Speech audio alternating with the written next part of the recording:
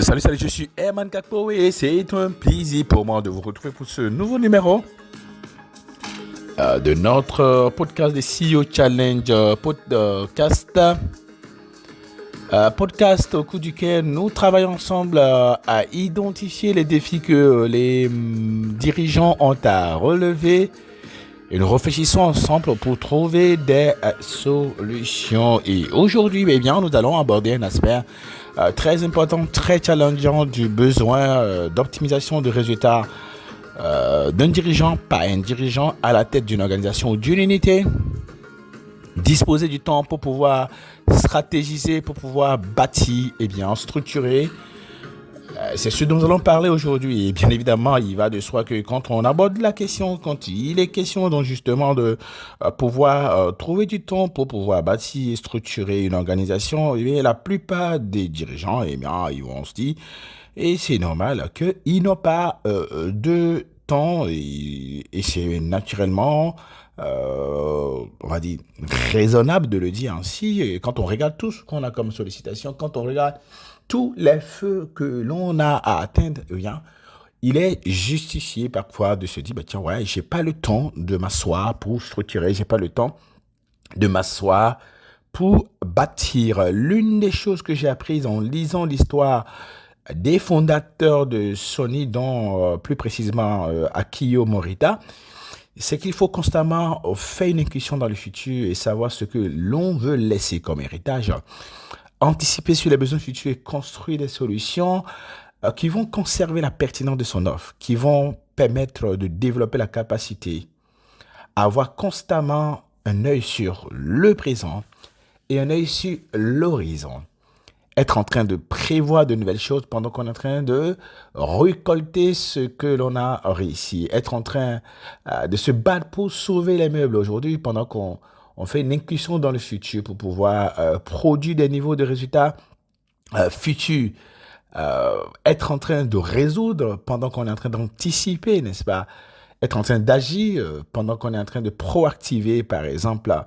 Être en train de créer de nouvelles choses pendant que on s'assure de faire les objectifs d'aujourd'hui, innover pendant qu'on agit. Et c'est ce qui permettra à un dirigeant de finir par gagner la bataille concurrentielle sur le marché, la bataille de la pertinence sur le marché, la bataille de la création, de la protection, de la multiplication continue de la valeur sur un marché. Ce n'est toujours pas évident pour la plupart des dirigeants d'avoir le temps de bâtir. Tout le monde se plaint naturellement de la même chose. On peut entendre des dirigeants se dire entre eux, j'ai la tête du plat, par exemple, dans le guidon. On essaie de faire aller, j'ai la tête sous l'eau, c'est compliqué, mais on gêne. J'ai tellement envie de faire de la stratégie, mais je suis absorbé par le quotidien. Et cela, ça se répète constamment, n'est-ce pas, dans nos échanges, dans nos dialogues, dans nos discussions entre dirigeants, n'est-ce pas? La dernière fois, j'ai travaillé avec un dirigeant sur les aspects, les impacts négatifs de certains de ses choix qu'il a eu à opérer. Et je lui ai dit, si tu veux que je te dise la vérité, il m'a dit oui. Ok. Je lui ai dit, ok, écoute, tu es un fin tacticien, mais un mauvais stratège. Il m'a demandé, tout curieux, explique-moi un peu. Je lui ai dit, lorsque tu es dans l'action, ton agilité et ta capacité inventive sont impressionnantes. Le seul défi, c'est que tu transformes tes coups tactiques réussis en stratégie. La stratégie, lui avais-je dit, a besoin de plus de réflexion, de recul, de plus de perspectives et de projection future. Et c'est parce que tu as pris des décisions excellentes tactiquement, mais sans recul ni perspective, avant de les rendre stratégiques, que tu en es là. On ne peut pas se permettre de transformer ces coups tactiques en stratégie. Naturellement, ce n'était pas quelque chose à avaler pour lui parce qu'il avait accumulé beaucoup de succès. Mais ce sont naturellement ces exploits tactiques, n'est-ce pas, qui ont créé le chaos systémique dans lequel son entreprise se trouvait.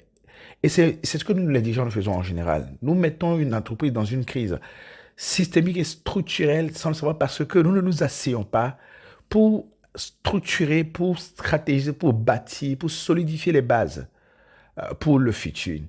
Nous sommes parfois, comme le corps en mode zombie, nous réalisons des exploits, mais nous ne sommes ni optimales physiquement, ni optimales mentalement.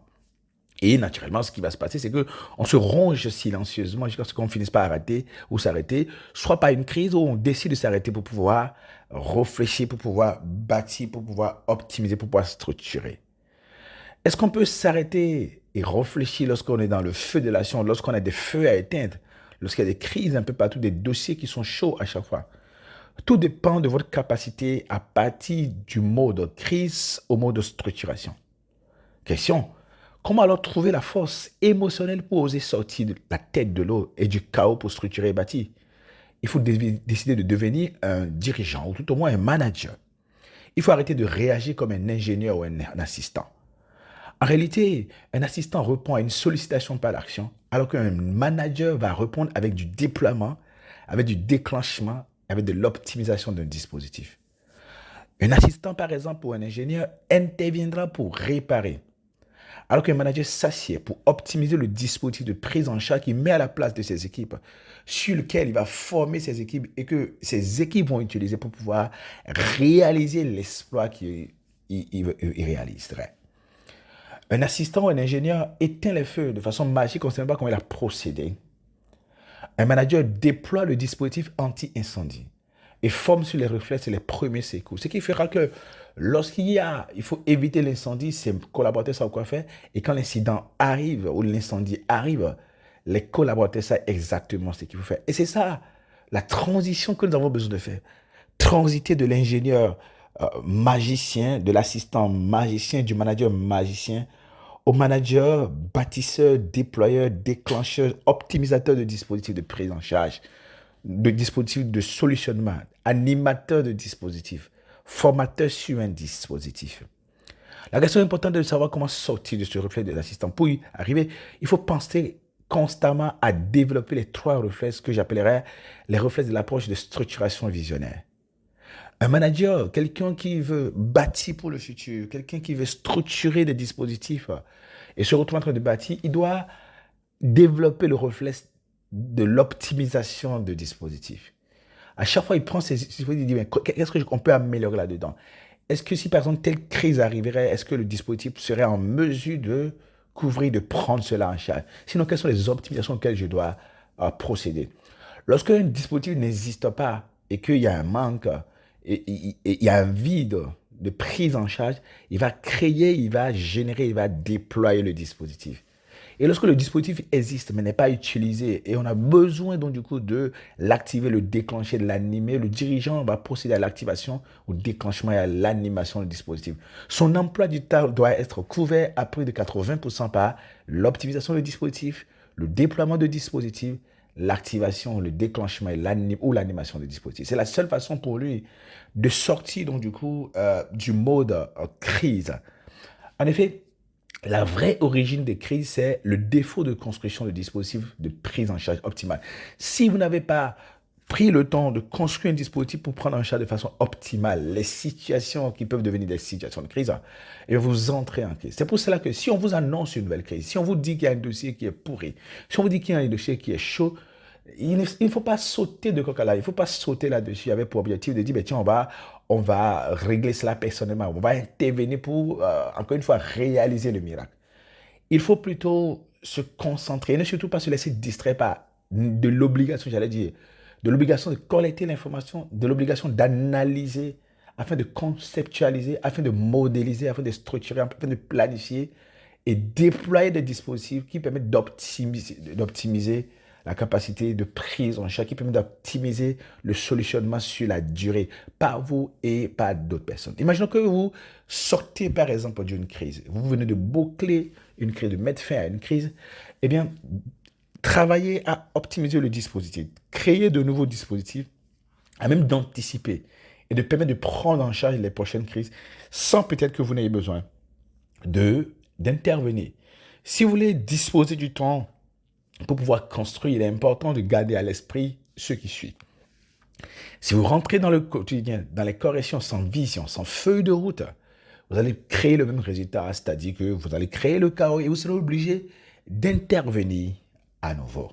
Comme j'ai l'habitude de le dire, lorsqu'on ne prend pas le soin de s'asseoir pour construire, eh bien, on est en train de détruire inconsciemment en engageant des actions de coq à l'âne, sans structuration, sans orientation, sans clairement une vision, sans un cadre structurant, un cadre précis de production de résultats, de création, d'optimisation, de déploiement, d'activation, d'animation de dispositifs, de prise en charge. Si vous cherchez à parer au plus pressé, vous allez détruire ou affaiblir en voulant corriger. Quand on intervient dans un dispositif sans savoir exactement quelle est la meilleure façon de produire des résultats précis et qu'on fait du touche à tout, on déboulonne, on active, on va à gauche, ensuite on fait ça là. Il n'y a pas de cohérence et donc du coup, on est en train de détruire, on est en train d'affaiblir son propre dispositif sans savoir. Oui, c'est pas parce qu'il faut intervenir pour corriger qu'il faut reformer pour reformer. Comme on dit les Américains, if it works, fix it. And if it works, don't fix it first. Donc, si les choses marchent, ça ne sert à rien de vouloir les détruire. C'est bien. Si un dispositif, c'est vrai que si un dispositif marche, vous pouvez travailler éventuellement sur ses versions futures, mais ne cherchez pas à remplacer pour avoir l'impression d'être en train d'ajouter de la valeur. Si vous n'êtes pas en train d'optimiser, si vous n'êtes pas en train de rendre la structure, vous n'êtes pas en train de rendre les process, vous n'êtes pas en train de rendre vos hommes, vous n'êtes pas en train de rendre vos capacités, vous n'êtes pas en train de rendre vos expertises et vos livrables meilleurs, vous n'êtes pas en train de bâtir et vous êtes en train de créer les conditions pour les prochaines crises. La seule excuse que vous puissiez avoir du coup pour ne pas construire est l'excuse de créer la prochaine crise. Donc il vaut mieux s'asseoir pour structurer le dispositif, pour être sûr de ce que cela tienne compte de besoins d'anticipation et de prise en charge éventuellement des prochaines crises. L'exigence est simple. Être simultanément en train de faire tourner la machine, être simultanément en train de produire, être simultanément et en même temps préparer et renforcer les capacités de production future.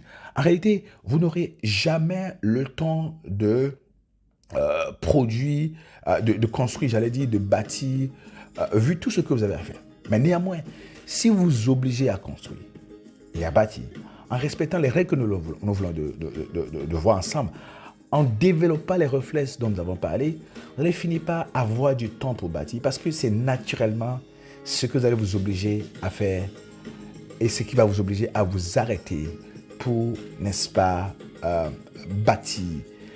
Tous ceux qui se disent qu'ils n'ont pas le temps de bâtir, c'est parce qu'ils ne font pas de la construction le besoin idéal, la concentration essentielle de leur intervention, de leur mission en tant que manager. Mais vous le savez, non, tout ce que vous ne planifiez pas, eh bien, vous êtes en train de le détruire.